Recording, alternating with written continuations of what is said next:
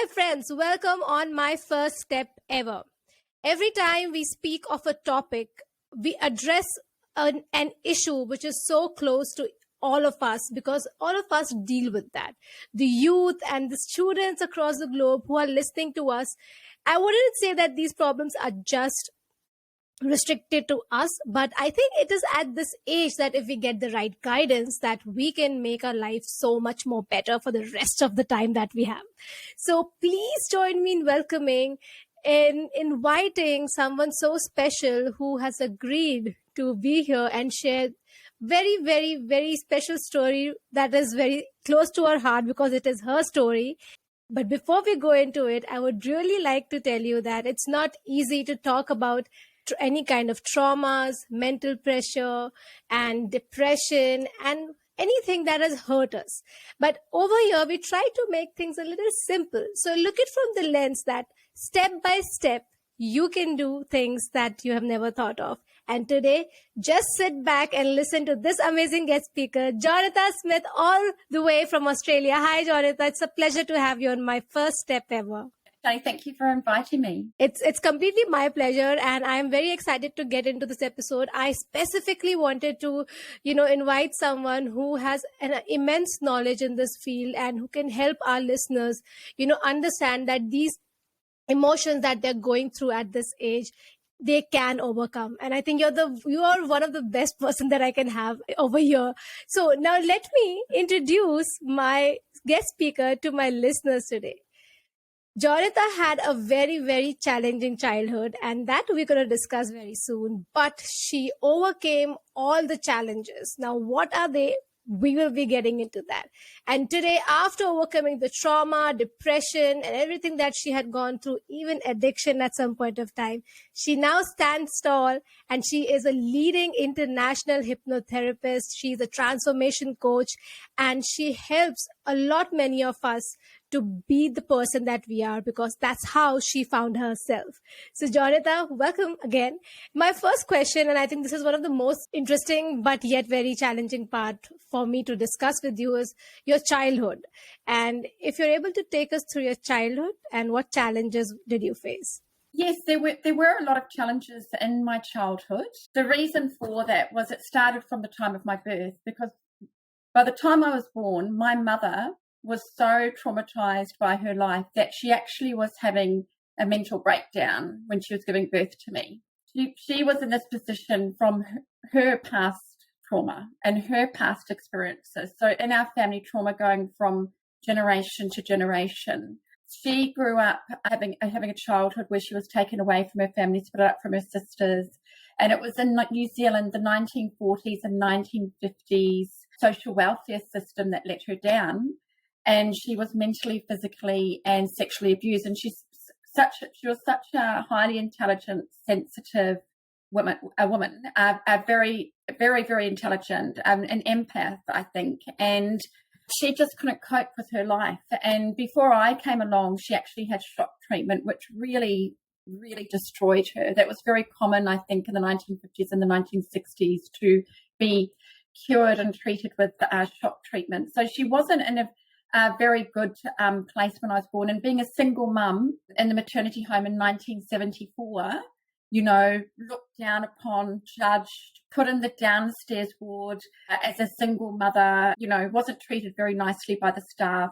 And the first 2 years of my life, I was very ill. And I was very neglected because my mother was so caught up in what was going on with her, she didn't notice how sick I was.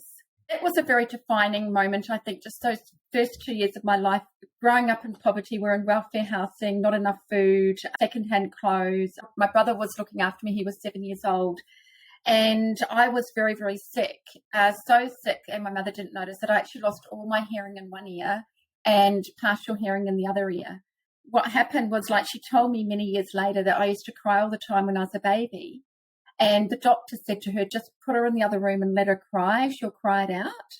And knowing now what I know, working with people for trauma and doing the work I do, I was crying because I needed help, because I was in pain. If you ever had an ear infection, you'd know what that's like. So it's very painful. And my hearing loss came about from severe, constant, prolonged ear infections in both ears. So my middle ears are very, very damaged. And so I was crying for help and I didn't get that help. So the little baby me realized at a very early age that, okay, if I cry and I need help, no one comes. Maybe I'm just not lovable. I have to be there for myself.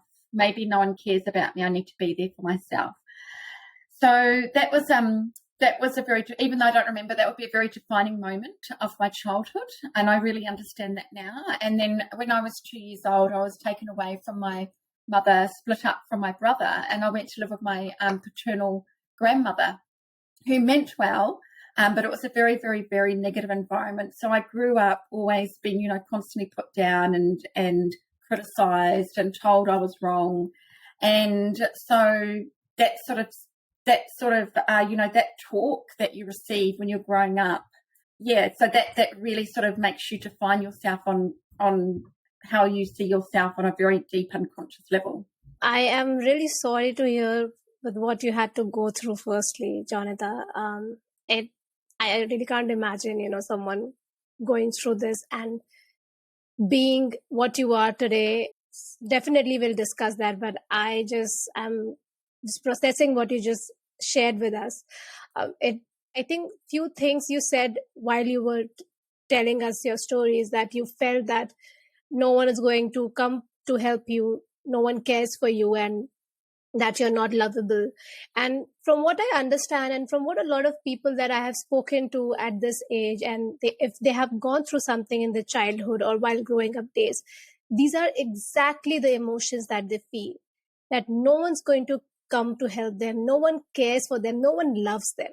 And these are like very hard and very deep rooted emotions that someone forms, and it kind of defines their mindset for the entire lifetime, I would say. So thank you, first of all, for sharing that phase of your life. And I think from here, how did you change that mindset of yours would definitely help our listeners who are going through this time and again to, maybe see a light at the end of the tunnel in their life. And if they can take one step ahead today from how you took your step that time. So as you mentioned, you feeling like that and carrying it for the rest of your life, there's a reason for that. So working with the unconscious mind, I'm obviously sort of like, this is my speciality area.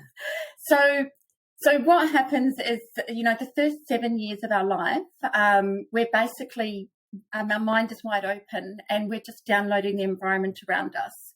So in fact, you may have heard of a saying by Bruce Lipton. He's quite a famous biologist, Bruce Lipton, who talks about this a lot.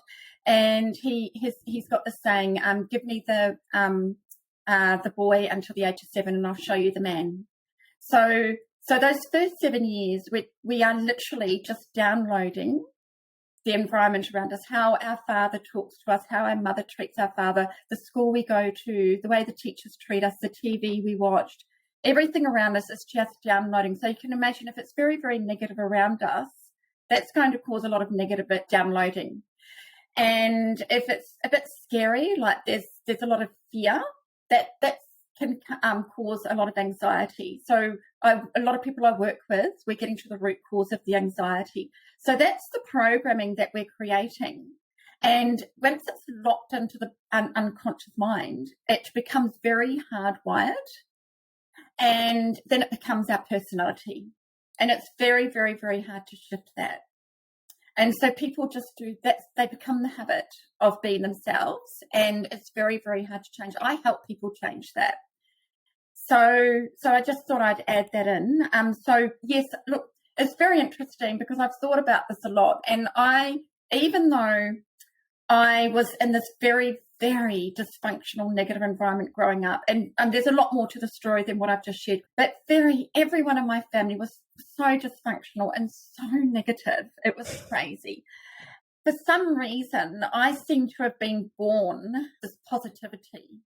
And I was philosophizing at a very, very young age. And I remember thinking when I was a little child, the world's my oyster, I can be and do whatever I want. And so I always had this excitement anyway. But it was kind of pushed down because of my environment. I became very anxious. So I had a lot of social anxiety and other anxiety, and I had a great lack of confidence and a lot of self-doubt and a lot of uncertainty. So I have spent a lot of my life on trying to help myself. Not only help by helping myself, I'm not only helping myself, I'm healing past generations and future generations. I have 2 daughters, teenagers now. And so for some reason, that was just part of the way I was born. And so that kind of just sent me on. Because of that, I think it was like, okay, well, I don't like feeling like this. What can I do to fix this so I don't feel like this anymore? And so I think it kind of sort of propelled me forward. And so I've done a lot of work on myself, including hypnotherapy, a lot of healing work on myself, and a lot of work to change what was deeply embedded and deeply programmed. Right. So you said that you had some sort of feeling within that, you were born with that positivity. As you mentioned, you felt that way. For example, if someone is in that situation and they really not getting any sort of motivation, or they don't have any sort of guidance to even take that small step to change the mindset, or even think of outside that personality that they have now become, what would you suggest to those people, that how can they at least accept or take the step Yes. to the path that they would like to? Yes, great question. It's great when young people people have to want it for themselves. And I suppose anyone watching this, a young person watching this would definitely be in that category. They're not going to be watching this unless they want it for themselves. It's just like people that come in and see me. I get a high success rate because people are not going to put the time in and money into something if they don't want the change in their life. So the people watching this want the change. So the good news is that when you're young, your unconscious mind is still very malleable. So it's when I work with teenagers, they get very quick changes. When you get older, after the age of 35, especially, it's very, very, very hardwired. You've been doing the same thing over and over and over again for 35 years. So it's very hardwired. But it's a lot easier when you're much younger, like in your teens and your 20s. I think awareness is the number one step, like just having that awareness. Mindfulness, probably a lot of the audience are already into mindfulness, like just practicing being present and being aware and being in the moment, because way too many people spend too much time worrying, thinking about the future, overthinking, which makes you more anxious and also makes you catastrophize. So people watching this, the audience are probably already, taking steps to be mindful and practicing mindfulness. So with this mindfulness, just being aware. So if there's past trauma and you're being emotionally charged, maybe you're feeling very depressed, or maybe you're getting agitated and angry, or maybe you're feeling very anxious. When you're feeling those negative emotions, just stepping back from that and observing it as an observer, you're away from it. And so this way you can, and it's practice. Because so up until now, you have practiced feeling a certain way and reacting a certain way. So it's not going to just be overnight, because you have to step back and make a new choice in how you're feeling quite a number of times, as many times to create a new habit.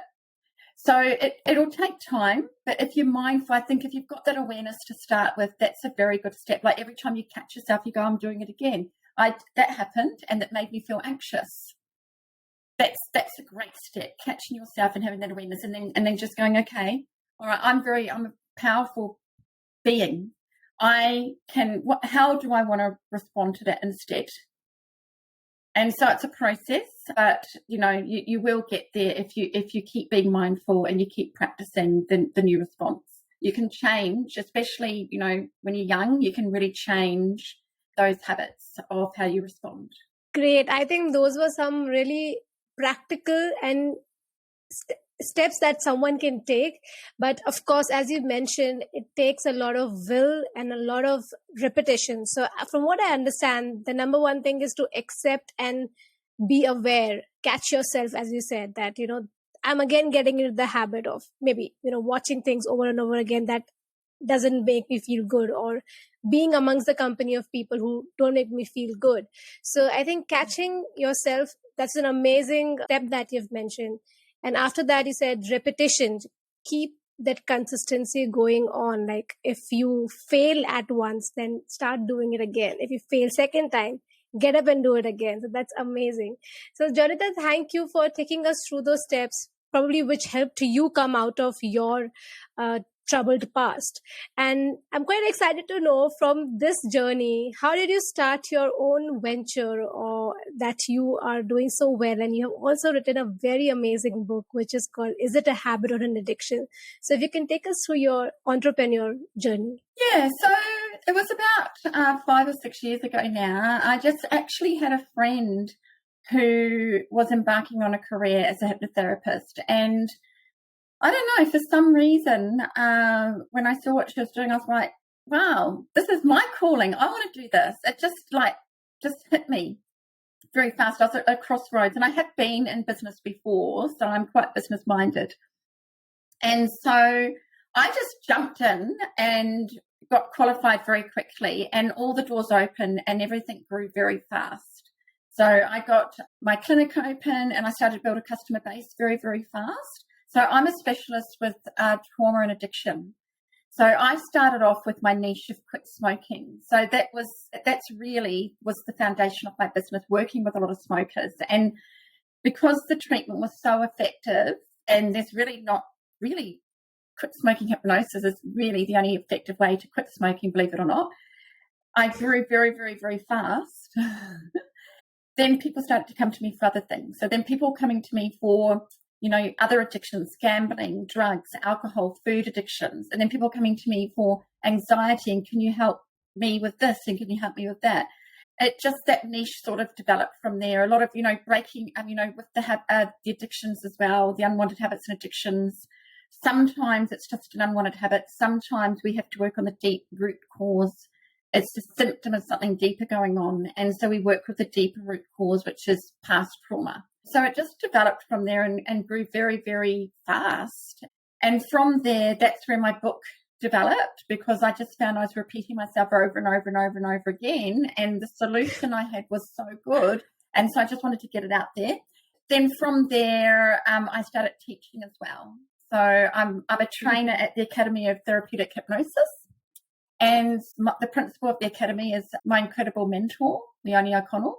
So now I just also teach and mentor people to do what I'm doing. So it just kind of it sort of fell into place and grew very, very quickly. And it was, in a way, it was very, very effortless, to be honest. I don't think I've really had a lot of challenges. Probably the biggest challenge is sometimes growing too quickly, where you sort of get a bit swamped.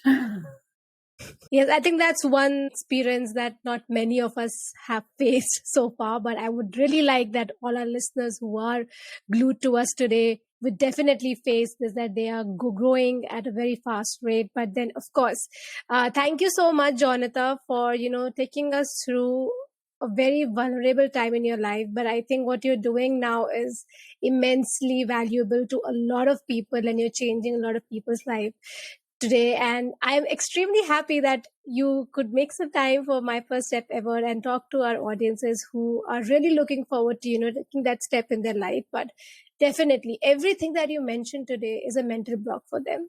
You're very welcome. It was a pleasure. And before my guest speakers take a leave, I always request them if they can leave our listeners with, recommend a book that you think they must read in a lifetime.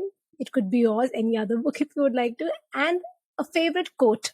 Well, I thought, considering what we were speaking about, one of my favorite books, which would be very helpful for the audience today, is Breaking the Habit of Being Yourself by Dr. Joe Dispenza, because it's talking exactly about what we're talking about.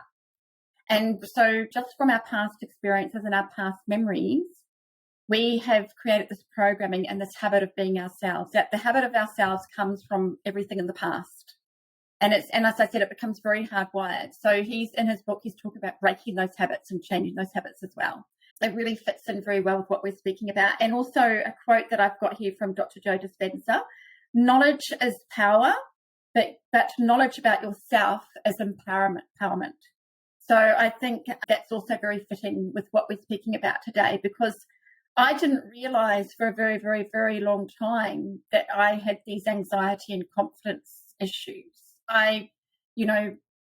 Once I had that awareness, then I was able to do something about it and change it. Absolutely true. And I really like that. Knowledge is power, but self-knowledge is empowerment. Amazing. That all makes so much sense. And I really hope that our listeners have got some sort of guidance, which I'm very sure. And if you really, really are struggling with something, please speak out, meet someone, meet a therapist. There are people everywhere who are willing to help you, and Jonatha is doing exactly the same. And if you would like to know a little more about her, I will leave a link on my Instagram account. You can definitely follow her work. It is so helpful, really. So thank you, Jonatha, on being on my first step ever. Thank you so much for having me.